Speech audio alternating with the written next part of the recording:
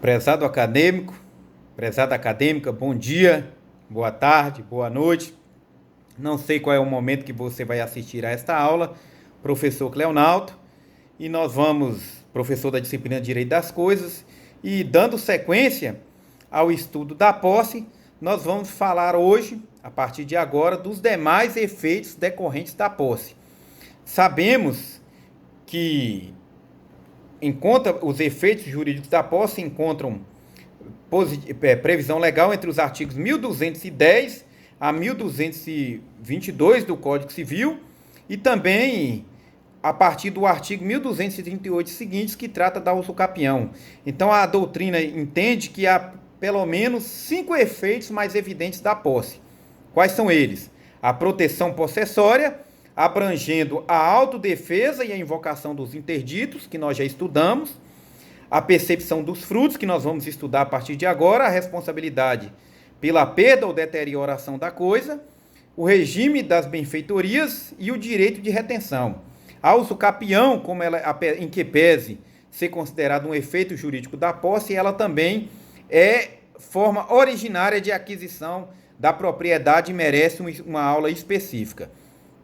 Olha, o que são bens? O que são frutos? Frutos são bens acessórios, são espécies de bens acessórios que podem ser definidos como utilidades que a coisa principal periodicamente o produz, cuja percepção não diminui a sua substância.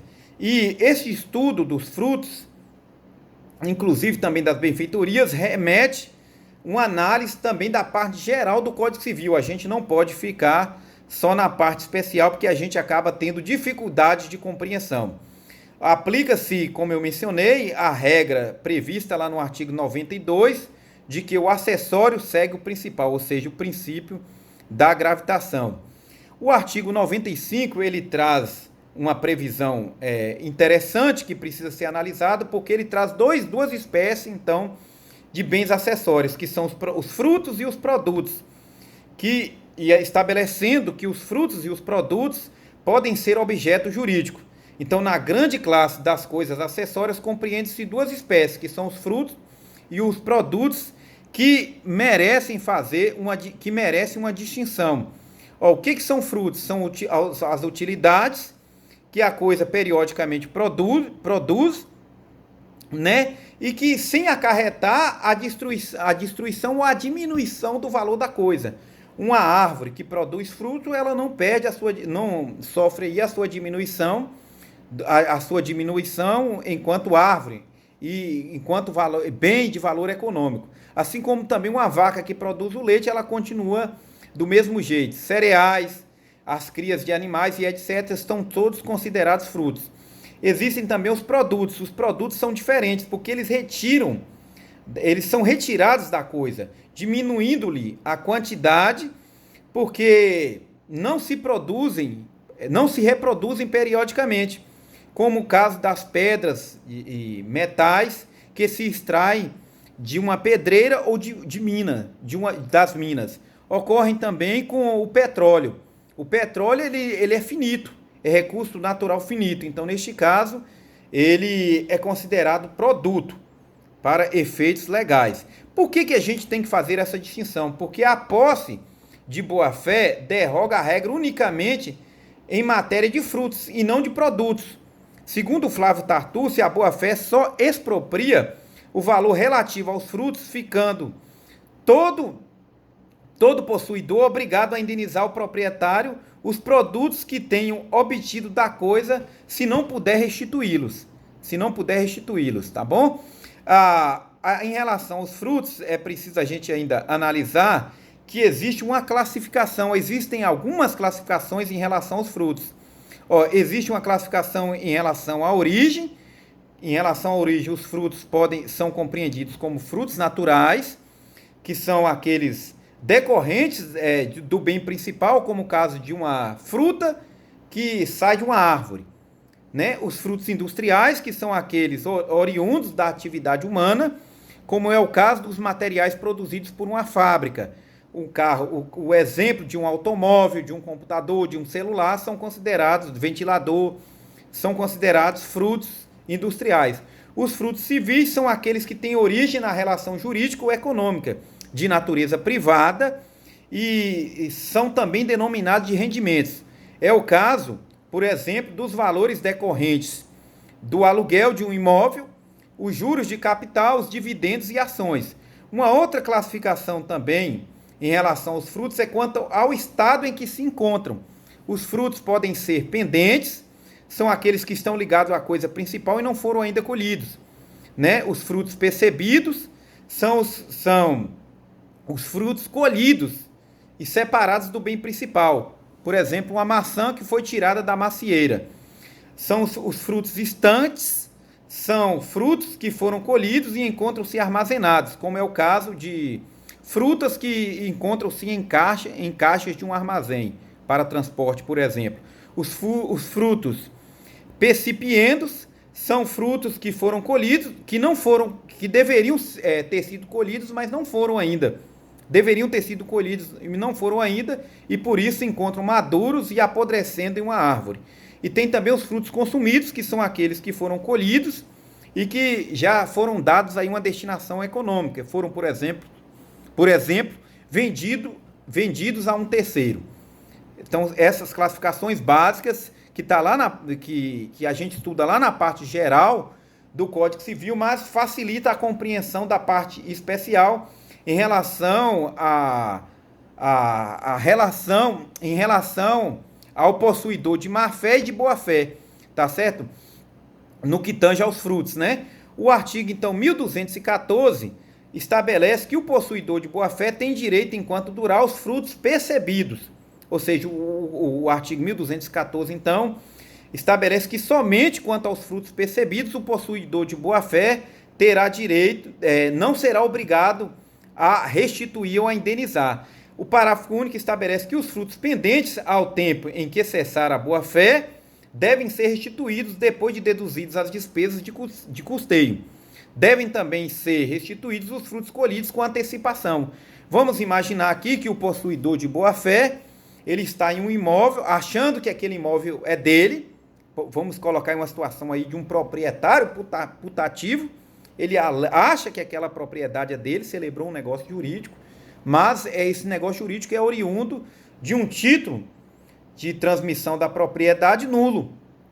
Mas ele está de boa-fé, né? Ou seja, esse possui essa ideia de boa-fé que eu estou mencionando, de uma boa-fé subjetiva, né? Que é aquela situação em que o possuidor ele ignora o vício que recaiu sobre a coisa, ele não tem o conhecimento. Então, boa-fé subjetiva é falta de conhecimento. Boa-fé objetiva, nós sabemos, lá do artigo 113 do Código Civil, é comportamento, né? Diferenciando aqui.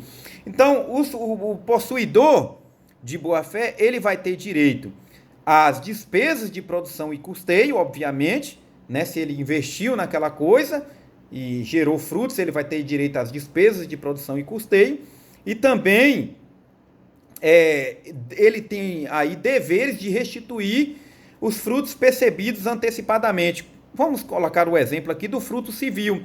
Imagine o possuidor de boa-fé que está num imóvel e antecipadamente ele locou aquele imóvel, achando que era dele, locou e recebeu 3 meses antecipados pelos aluguéis.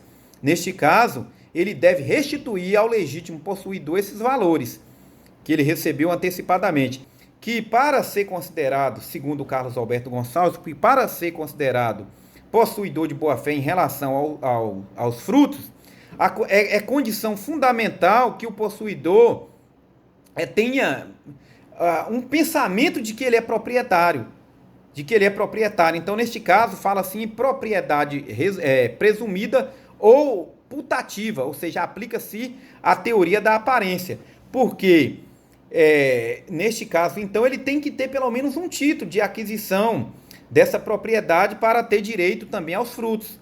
Tá certo? Mesmo que esse título depois seja um título nulo, seja um título que não tem eficácia jurídica nenhuma, mas ele acreditou naquele momento que esse título era válido, ou de proprietário, ou até mesmo oriundo de um negócio jurídico como um contrato.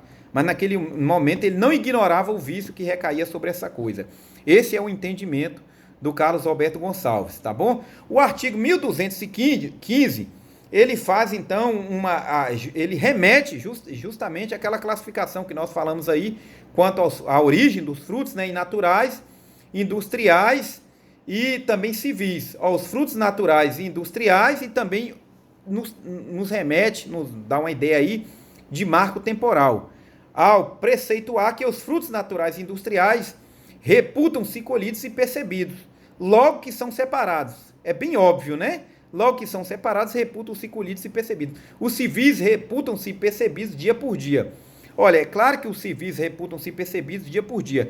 Imagine que a partir do momento que esse possuidor ele tem a informação que ele está que aquela propriedade não lhe pertence, ele foi citado, por exemplo, em uma ação reivindicatória, aquela propriedade estar ali alugada. Olha, todo o dinheiro que ele receber dia por dia, se ele ficar ali mais 10 dias, ele vai ter que restituir ao legítimo possuidor, ao legítimo proprietário. Essa é a ideia que fala aqui de dia por dia, né? Dia por dia significa que a partir dali, os frutos civis, ou seja, os aluguéis, a partir dali ele tem que restituir ao legítimo possuidor, né? Numa situação dessa de conflito que eu mencionei aqui. Tá certo?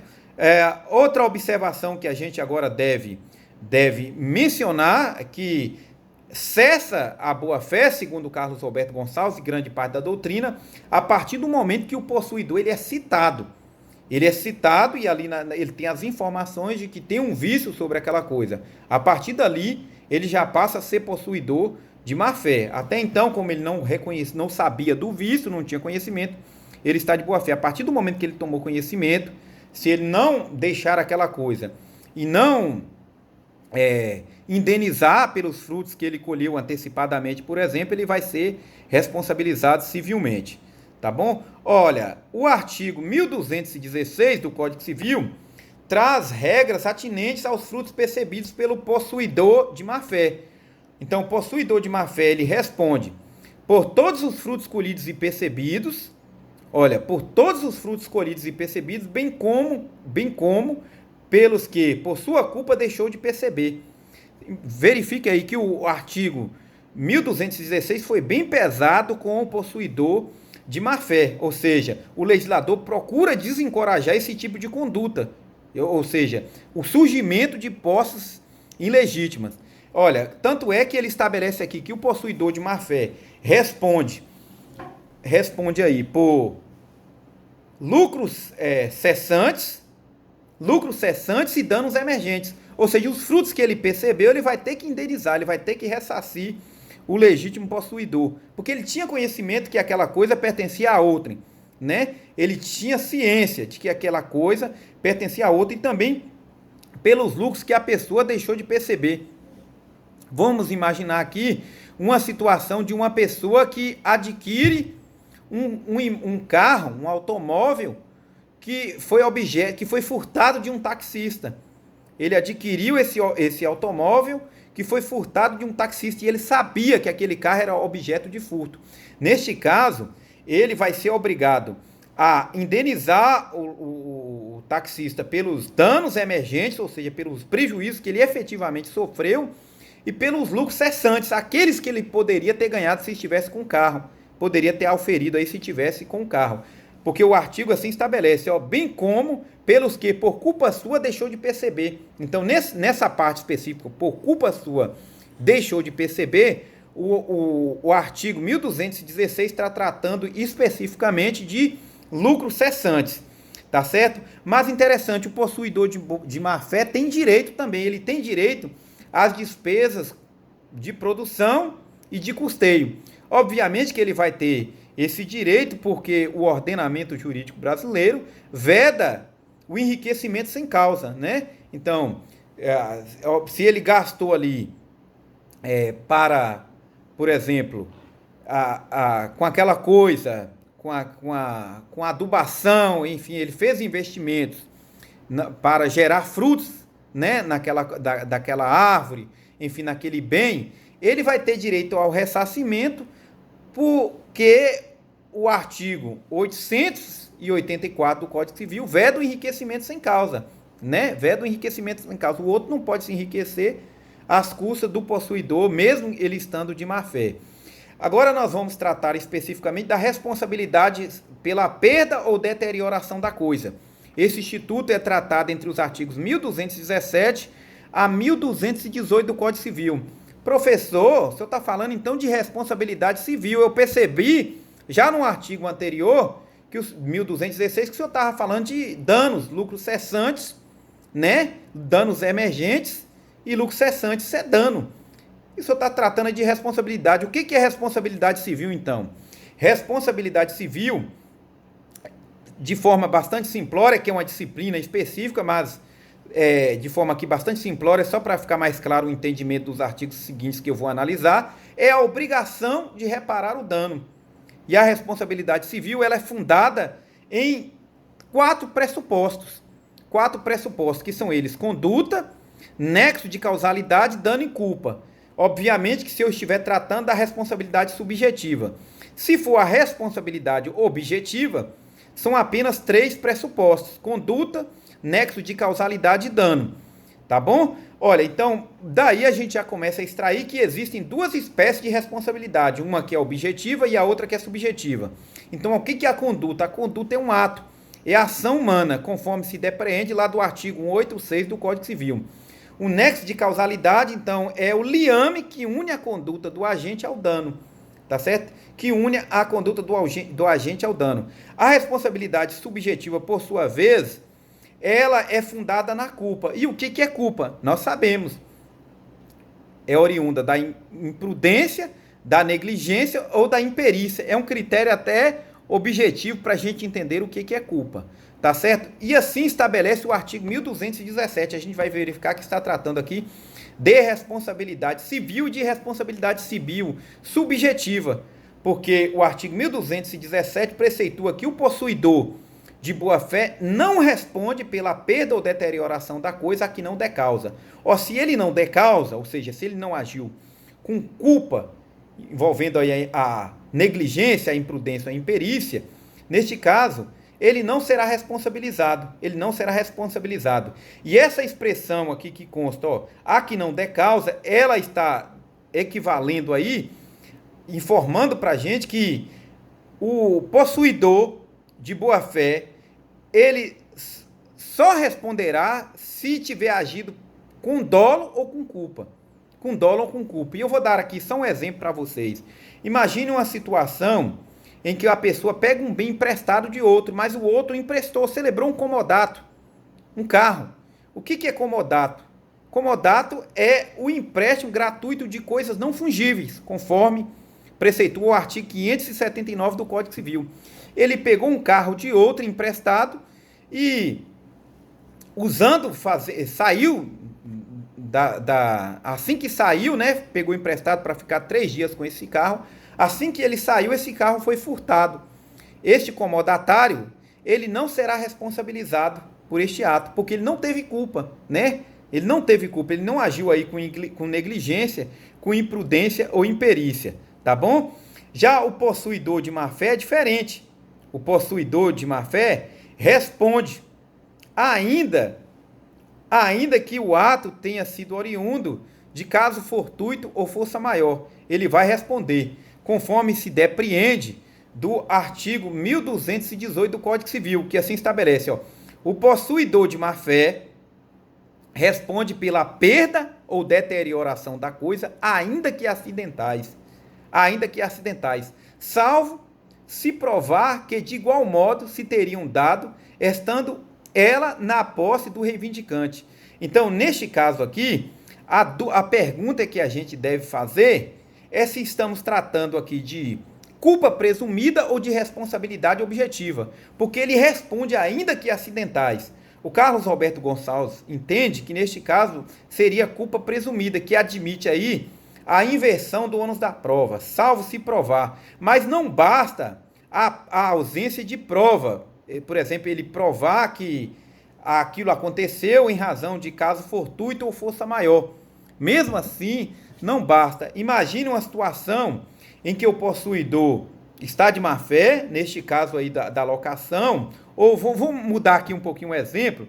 Imagine um possuidor de má-fé, ele pegou de má-fé, ele sabe que aquele animal, pegou um animal reprodutor, da propriedade do vizinho e colocou na sua propriedade um touro reprodutor para, né, para que ele tenha bezerros ali com uma determinada característica, colocou lá para ficar junto às suas vacas.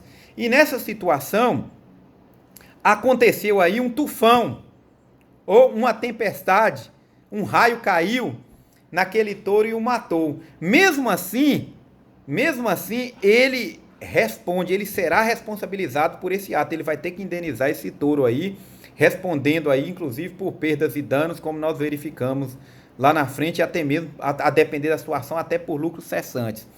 Mas, imagine também que esse tufão passou lá pela propriedade do vizinho, se for o caso do tufão, e matou vários animais lá. Ó, neste caso aí, é possível que ele consiga se eximir, talvez, dessa responsabilidade aí civil, oriunda de motivo de força maior. Talvez ele consiga aí se eximir. Eu entendo, e aí eu entendo que neste caso, o artigo 1218 estabelece que em relação ao possuidor de má-fé, a responsabilidade dele é objetiva, independe de culpa. Esse é o entendimento que eu tenho, também é o entendimento do Flávio Tartucci e do Cristiano Chaves, que para ele, neste caso, esse artigo estabelece, então, a responsabilidade civil objetiva.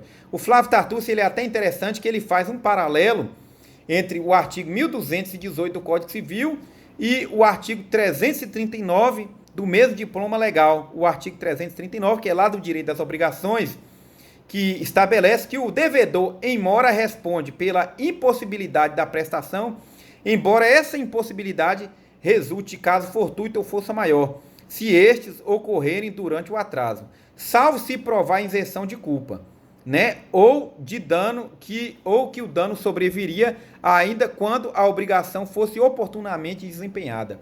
É muito difícil esse tipo de prova, né?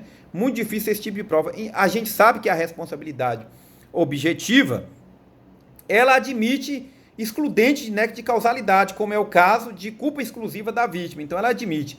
O Flávio Tartucci até fala que, neste caso específico do possuidor de má-fé, a responsabilidade é objetiva e ela até se aproxima da teoria do risco integral. O que seria a teoria do risco integral? Imagine lá o caso de Mariana, né? O dano ambiental, a pessoa ali responde com risco integral, mesmo que ele não tenha, mesmo que haja ali culpa exclusiva da vítima, ele será obrigada, a pessoa neste caso será obrigada a reparar o dano, como é o caso lá da Vale em relação à situação envolvendo o dano ambiental que ocorreu em Brumadinho e em Mariana, né? Nesses dois locais aí, aplica-se a teoria do risco integral. Em relação ao possuidor de má-fé, conforme se depreende do artigo 1218, não há aplicação, na minha concepção, da teoria do risco integral, vez que o próprio artigo faz uma ressalva, salvo se provar que de igual modo se teria um dado estando na posse do reivindicante. Então há aí uma ressalva. Então, feitas essas observações, a gente já pode partir aqui para a análise das benfeitorias, do regime geral das benfeitorias previsto no Código Civil. Olha, o regime geral no regime geral das benfeitorias, há a indenização e há também o direito de retenção em algumas situações, quando o possuidor está de boa fé, e nós vamos verificar também uma situação em que é possível para o possuidor de má fé. Segundo o Carlos Roberto Gonçalves, a indenização das benfeitorias do possuidor é um dos principais efeitos da posse, tá? E essas regras encontram previsão legal da indenização das benfeitorias entre os artigos 1219 a 1222 do Código Civil. Então, o que são benfeitorias? São melhoramentos que se fazem em uma coisa, né? São melhoramentos. Aplica-se também a teoria da gravitação, no qual o acessório segue o principal, ou seja, benfeitorias são bens acessórios. E para saber o que é benfeitoria útil, necessária ou voluptuária, porque são essas três benfeitorias que existem, positivadas no ordenamento jurídico no nosso Código Civil, lá na parte geral, artigo 96, e aplica-se também o critério finalístico, Como é que eu sei que uma benfeitoria ela é útil, necessária ou voluptuária? Pelo critério finalístico. Só lembrando que as benfeitorias sempre emanam da intervenção do homem e, só a título de exemplo, uma piscina é o quê? Uma benfeitoria útil, necessária ou voluptuária? Possuem 3 objetivos, né? Útil e necessária, útil, necessária ou voluptuária. Depende. Uma piscina vai depender. Vai depender, olha, uma piscina feita em uma academia de natação, ela é uma benfeitoria necessária. Ela é, porque senão nem existiria academia de natação, né? Mas em uma academia de musculação, ela é útil. Ela tem uma utilidade. Uma piscina feita em um hotel, ela é útil. Não vamos dizer que aquilo é voluptuária. Tem gente que até fica em determinado hotel ou pousada se tiver piscina. Ele escolhe até pela piscina, né? Isso acontece, tá bom? Agora, uma piscina feita em um local que a pessoa não usa, frio, que não tem nem aquecedor, talvez seja uma piscina ali voluptuária. Mas um exemplo melhor de benfeitoria voluptuária é de uma estátua, por exemplo, de um boi em uma propriedade rural, né? De um boi com chifre enorme. Ali é uma benfeitoria voluptuária, porque ela está ali para o mero deleite, para o mero embelezamento das coisas. E assim estabelece o artigo 96 do Código Civil que as benfeitorias podem ser voluptuárias, úteis e necessárias, e são voluptuárias as de mero deleite ou recreio, que não aumentam o uso habitual do bem, ainda que o torne mais agradável ou sejam de elevado valor. Já as úteis são as que aumentam ou facilitam o uso do bem. Imagine aí um corrimão e um banheiro. Olha, pode ser útil ou pode ser necessária. Se for para um idoso, é necessária aquela benfeitoria. Mas se for para um jovem, é pelo menos útil, né? As benfeitorias, as benfeitorias voluptuárias, como eu já mencionei, úteis e as necessárias. As necessárias aí há 2 critérios, né? São necessárias as que têm por fim conservar o bem ou evitar que ele se deteriore. Exemplo aí, uma manutenção feita em um prédio no sistema elétrico. É uma benfeitoria necessária, né? Se não fizer, é possível que ocorra ali até um incêndio. Também seria uma benfeitoria necessária a manutenção em um automóvel, né? Você precisa circular. Se você não fizer, é possível que aquele automóvel ele se torne imprestável para o uso. Tá bom? Então aí eu acho que a gente entendeu essa ideia de benfeitorias úteis, necessárias e voluptuárias, e a gente pode partir então para análise dos artigos específicos em relação ao possuidor de boa-fé ou de má-fé. Mas eu só quero fazer uma observação aqui para vocês, que em relação às benfeitorias voluptuárias, elas podem aparecer também em prova como benfeitorias suntuosas ou suntuárias, porque a Lei de Bem de Família, que é a Lei 8.009, de 1990, estabelece em seu artigo 2º que excluem-se da empenhorabilidade os veículos de transporte, obras de arte e adornos suntuosos. O que são adornos suntuosos? São, então, benfeitorias voluptuárias, tá bom? São benfeitorias voluptuárias. E assim, cabe agora a gente fazer a análise detida do artigo 1219 do Código Civil, porque ele traz aí a questão de como o possuidor de boa-fé se relaciona com as benfeitorias e também estabelece aí o direito de retenção. Então, o artigo 1219 estabelece: o possuidor de boa-fé tem direito à indenização das benfeitorias necessárias e úteis, tá certo? Bem como, quanto às voluptuárias, se não lhe forem pagas, há de levantá-las quando o puder, sem detrimento da coisa. E o poder de exercer, e poderá exercer o direito de retenção pelo valor das benfeitorias necessárias e úteis.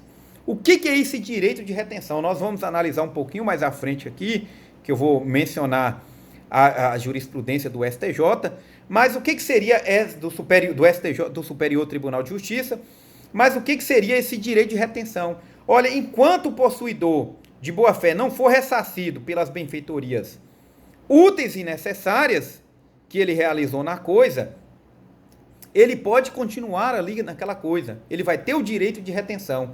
Agora, o que é essa retenção? Então, seria uma hipótese de autotutela ou trata-se, na realidade, de um meio coercitivo de pagamento? Tá certo? Ó, que é um meio coercitivo de pagamento, tá claro. Inclusive, esse é o entendimento do Carlos Alberto Gonçalves, mas o STJ tem um entendimento. Seria uma hipótese de autotutela? Lembra da autotutela que nós já estudamos lá na autodefesa da posse? Nós já estudamos, é um meio de autotutela, ou seja, uma situação excepcional de prática de autotutela em nosso ordenamento jurídico. A regra é que você procure o Poder Judiciário, procure a jurisdição, por meio da jurisdição, para resolver seus conflitos jurídicos, né? Em algumas situações, o código, a legislação permite a autotutela. Uma delas aqui, um outro exemplo, é o direito de retenção, segundo, então, a jurisprudência do Superior Tribunal de Justiça, e nós vamos verificar mais à frente. Tá bom? Agora, em relação ao possuidor de má-fé, possuidor de má-fé tem algum direito em relação às benfeitorias? Vamos verificar que sim. Olha, o possuidor de má-fé, segundo o artigo 1220, ao possuidor de má-fé serão ressarcidos somente as benfeitorias necessárias. Então, ele tem algum direito, tá vendo? As benfeitorias necessárias. Não lhe assiste o direito de retenção pela importância destas, nem o de levantar as voluptuárias. Então, ele só vai ter um direito aí, que é em relação às benfeitorias necessárias. E também, óbvio, né? Vedação do enriquecimento sem causa, conforme estabelece o artigo 884 do Código Civil. Princípio que veda o enriquecimento sem causa. Olha, se ele fez uma benfeitoria necessária que o proprietário, o legítimo possuidor, foi beneficiado, imagine se ele não tivesse realizado a benfeitoria do sistema elétrico daquele imóvel. Se ele não tivesse realizado, nessa situação específica, é possível que poderia até ter ocorrido um incêndio. Então, o legítimo possuidor ele é beneficiado e, nesse caso, ele vai ter que indenizar o possuidor, mesmo ele estando de má-fé, mas ele também só tem esse direito, não vai ter direito a levantamento e nem as voluptuárias. Então, só recapitulando aqui, ó. Artigo 1219 do Código Civil, em relação ao possuidor de boa-fé. Possuidor de boa-fé, em relação às benfeitorias necessárias, tem direito à indenização, mais direito de retenção em relação às benfeitorias necessárias que ele fez.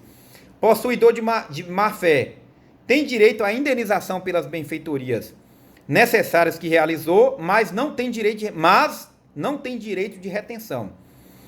Em relação às benfeitorias úteis, o possuidor de boa-fé continua tendo direito à indenização e continua tendo direito de retenção.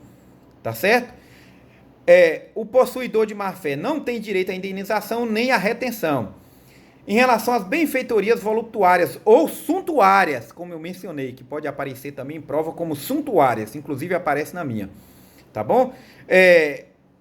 O possuidor de boa-fé ele vai ter direito de levantamento e retirar aquela coisa dali, obviamente que se ela não danificar a coisa. Imagine uma piscina que foi feita, e vamos colocar que essa piscina seja uma benfeitoria voluptuária, neste exemplo que eu vou mencionar aqui, ela foi feita grudada na estrutura do imóvel. Se o possuidor for retirar ali, for levantá-la, ela pode comprometer a estrutura do imóvel. E neste caso, ele não pode levantar e não vai ter direito a indenização nenhuma, porque ele fez aquilo para o seu mero deleite. Tá bom? Em relação ao possuidor de má-fé, em relação às benfeitorias voluptuárias, ele não tem qualquer direito, nem o direito de levantamento, e obviamente que se nem o possuidor de boa-fé tem direito à indenização, imagine o de má-fé, né? Tá bom? Agora nós vamos, eu quero começar a falar com vocês, então, do direito de retenção. Olha, o que é o direito de retenção, então? Como eu já mencionei, é o direito que o possuidor de boa-fé tem de ficar com a coisa, de reter a coisa, é uma hipótese aí de autotutela, né? Para forçar o credor, o proprietário, a lhe indenizar pelas benfeitorias que ele realizou ali, as benfeitorias úteis e necessárias. E quando é que ele deve alegar isso? Qual é o momento processual para ele alegar esse direito? Olha, o Código de Processo Civil, no artigo 538, parágrafo 1º e 2º, estabelece qual é o momento processual. Ele deve fazer isso na contestação. Então, ele foi citado pelo legítimo possuidor em uma ação reivindicatória, uma ação possessória, ali ele já deve alegar que ele não vai deixar a coisa enquanto não houver a indenização pela realização das benfeitorias úteis e necessárias, conforme depreende aí do artigo 538, parágrafo 1º e 2º. Olha o que estabelece, então, o parágrafo 1º. A existência de benfeitorias deve ser alegada na fase de conhecimento em contestação de forma discriminada e com atribuição, sempre que possível e justificadamente do respectivo valor. Ele tem que dizer qual foi o valor, né, que ele gastou com a realização das benfeitorias úteis e necessárias. E o parágrafo 2º estabelece que o direito de retenção por benfeitorias deve ser exercido na contestação na fase de conhecimento, portanto. Tá bom? Olha, não confundir benfeitorias com acessões industriais. O que é a acessão? Nós já estudamos a acessão da posse, que significa que significa união da posse, e também temos a cessão como modo originário de aquisição da propriedade, que é prevista lá entre os artigos 1253 a 1259 do Código Civil, que eu vou tratar mais à frente com vocês, mas vocês, estando lendo aí na doutrina, já fica ciente que isso será tratado em uma aula específica. Não confundir benfeitorias com acessões industriais, porque são coisas distintas, inclusive topograficamente, no Código Civil, tá bom? Olha, então eu vou falar aqui com vocês, dando sequência, daqui a pouco eu volto então no direito de retenção, e agora já na análise jurisprudencial, porque o artigo 1228, ele estabelece também uma situação em que é possível a compensação no caso de obrigações recíprocas, ou seja, o possuidor, né, ele tem aí que indenizar, o possuidor, ele quer a indenização pelas benfeitorias úteis e necessárias que ele realizou no imóvel, mas ele também consumiu frutos pendentes, ele retirou frutos pendentes neste caso, ele recebeu os aluguéis antecipadamente. Nesse caso é possível aí, nessa situação específica, a compensação, conforme se depreende do artigo 1221, que assim estabelece.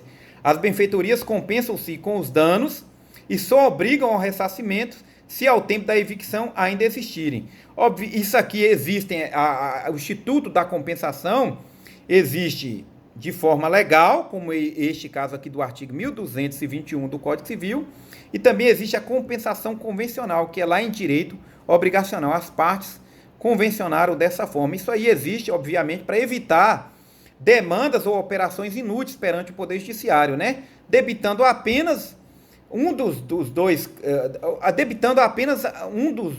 dois créditos, a diferença ali que um deve para o outro, né? Fazendo apenas um ajuste aí, muitas vezes sem a necessidade de recorrer ao Poder Judiciário.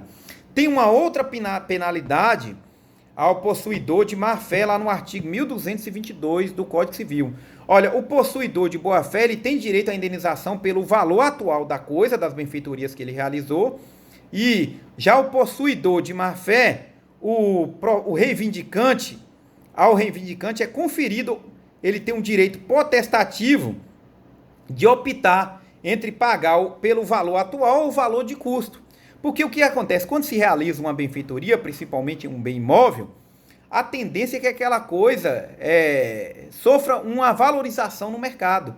Ela sofre uma valorização no mercado. Então, se o possuidor de boa-fé, ele vai ter direito aí de receber indenização, inclusive pelo valor atual. Já o possuidor de má-fé, o reivindicante, ele tem um direito potestativo de pagar somente, ele tem um direito potestativo de escolher entre o valor atual e o valor de custo, o que lhe for melhor, né, neste caso. Isso aí consta, então, no artigo 1222 do Código Civil, que assim estabelece. O reivindicante, obrigado a indenizar as benfeitorias ao possuidor de má-fé, tem o direito de optar entre o seu valor atual e o seu custo.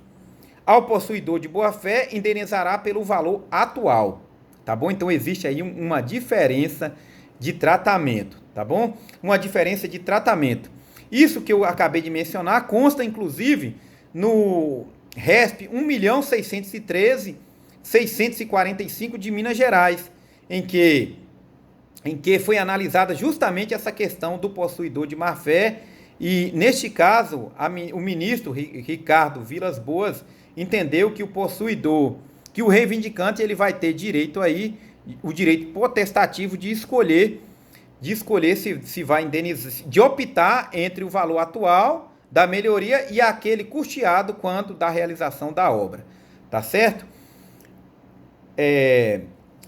Assim sendo, eu vou voltar agora a falar de novo do direito de retenção para a gente então encerrar a nossa aula.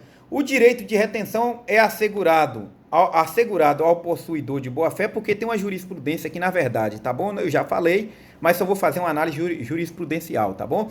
O direito de retenção assegurado ao possuidor de boa-fé, ele é absoluto? Não é. Não é. Você imagine o possuidor de boa-fé, uma situação que ocorreu. Ele tinha direito à indenização pelas benfeitorias úteis e necessárias, e aí ele ficou na coisa, também usufruindo, fazendo a exploração econômica dos frutos. Era um bem, suponhamos um bem locado, e aí, como ele tinha um direito de retenção, ele falou, eu posso ficar aqui, e manteve aquele bem locado, recebendo ali os frutos civis, ou seja, o valor correspondente aos aluguéis. E o STJ, a ministra Nancy Andrighi, no RESP, Recurso Especial 613-387 de Minas Gerais, é de 2008 esse recurso especial, mas ele é muito interessante. A ministra Nancy Andrighi, então, entendeu que, neste caso, houve abuso do direito deste possuidor de boa-fé em relação ao direito de retenção, porque ele não tinha direito aos frutos. Entendendo dessa forma, o possuidor de boa-fé tem direito de detenção sobre a coisa, não sendo obrigado a devolvê-la até que seu crédito seja satisfeito, mas não pode se utilizar dela ou perceber seus frutos. Reter uma coisa não equivale a servir-se dela. O uso da coisa retida constitui abuso, gerando o dever de indenizar os prejuízos como se aluguel houvesse, tá bom? Então esse foi o entendimento aí da ministra Nancy Andrighi, do jurisprudencial aí consolidado do STJ, no sentido que ele tem apenas o direito de retenção, ele não vai ter direito aos frutos, tá bom? E aí, como é que você então, como é que o possuidor ele pode ter o exercício desse direito de retenção? Existem aí alguns requisitos. Quais são eles? Detenção legítima da coisa, que tenha obrigado a restituir, crédito do retentor exigível, né? Relação de conexidade, ou melhor, de nexo de causalidade, inexistência de exclusão convencional ou legal do seu exercício. Se eles celebraram num contrato de locação, por exemplo, que não haveria ali o direito de retenção, olha, isso aí vai ser válido, né? Se ele colocou uma cláusula convencional dizendo que ele não teria direito de retenção, essa cláusula será válida. Só uma pergunta aqui que eu quero fazer a vocês. Olha, imagine uma situação em que uma pessoa leva um carro para realizar uma benfeitoria necessária em uma oficina, fazer a manutenção em uma oficina. Neste caso, aí ele discorda do valor cobrado pela concessionária, pela oficina da concessionária. A concessionária tem direito de retenção desse automóvel?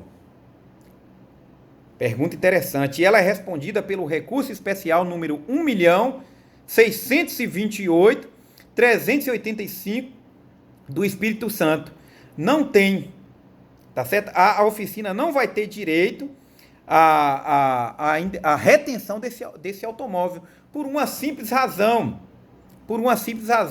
Ela não é possuidora. Ela é o quê? Uma mera detentora. Por quê? A concessionária só está tendo a posse ali, só está cuidando daquela coisa sob as ordens do quem? Do legítimo possuidor, do proprietário. E assim, nesse recurso especial foi decidido, tá bom? A controvérsia a ser dirimida no recurso especial reside em definir se a oficina mecânica que realizou reparos no veículo, com a autorização de seu proprietário, pode reter o bem por falta de pagamento do serviço, ou se tal ato configura esbulho ensejador da demanda possessória, que foi assim que o possuidor fez, ajuizou uma ação possessória. E nesse recurso especial, que ele é interessante, O relator, ministro Ricardo Vilas Boas, é de 2017, é um recurso especial relativamente novo, foi estabelecido o seguinte, que, primeiro, o entendimento do STJ é que o direito de retenção constitui hipótese excepcional de autotutela, prevista no artigo 1219 do Código Civil, e o ministro entendeu da seguinte forma, que o direito de retenção, sobre a justificativa de benfeitoria no bem, não pode ser invocado por aquele que possui tão somente a detenção do bem. Quem tem detenção não tem o direito de retenção, tá certo? Não tem o direito de retenção. Vou retomar de novo qual é o recurso especial, então é o recurso 1.628.385 do Espírito Santo. E para encerrar a aula de hoje, eu vou fazer algumas perguntas para vocês. É válida a cláusula de renúncia antecipada à indenização das benfeitorias? Seria enriquecimento sem causa? Imaginar uma situação aqui em que a pessoa celebra um contrato de locação com outra e antes mesmo da pessoa começar a realizar qualquer benfeitoria, já há uma cláusula lá estabelecendo que o locatário renuncia ao direito às benfeitorias úteis e necessárias que realizar no imóvel. Essa cláusula é válida? Sim, ela é válida. É uma exceção, inclusive, ao regime geral das benfeitorias. Ela é válida porque, assim, estabelece a súmula 335 do Superior Tribunal de Justiça, que tem a seguinte redação. Nos contratos de locação, é válida a cláusula de renúncia à indenização das benfeitorias e ao direito de retenção. Obviamente que essa súmula aí está apenas interpretando o artigo 35 da Lei de Locações, que é a Lei 8.245 de 1991. E o artigo 35 estabelece, salvo expressa disposição contratual em contrário às benfeitorias necessárias introduzidas pelo locatário, ainda que não autorizadas não autorizadas pelo locador, bem como as úteis, desde que autorizadas, serão indenizáveis e permitem o exercício do direito de retenção. Se houver cláusula contratual em sentido contrário, obviamente que essas benfeitorias não são indenizáveis conforme se depreende do artigo da súmula 335 do STJ. E uma última observação, então, para encerrar a nossa aula, é em relação ao comodato. As benfeitorias, lembra do comodato que eu já falei aqui, né? Empréstimo de bem infungível. E as benfeitorias realizadas no caso de um bem entregue em comodato. Neste caso, cabe indenização? Não cabe, viu? O artigo 884 do Código Civil estabelece que o comodatário não poderá jamais recobrar do comandante as despesas feitas com o uso e gozo da coisa emprestada. Olha, ele pegou um bem emprestado, realizou ali uma benfeitoria útil, né? Realizou ali uma benfeitoria útil, ainda vai querer recobrar? Ele mesmo que está beneficiando disso, ou até mesmo ele realizou uma benfeitoria necessária, fez uma manutenção naquele carro ali, porque precisava urgentemente, apresentou algum problema mecânico. Olha, neste caso, ele não fará jus a qualquer indenização também. Meus queridos, muito obrigado por essa aula. Espero que vocês assistam e que leiam também o material que eu deixei disponível. E só lembrando que agora a gente encerra aqui os efeitos jurídicos da posse e já podemos entrar em um outro efeito jurídico da posse como forma originária de aquisição da propriedade, que é o usucapião. Um abraço fraterno a todos. Fiquem com Deus.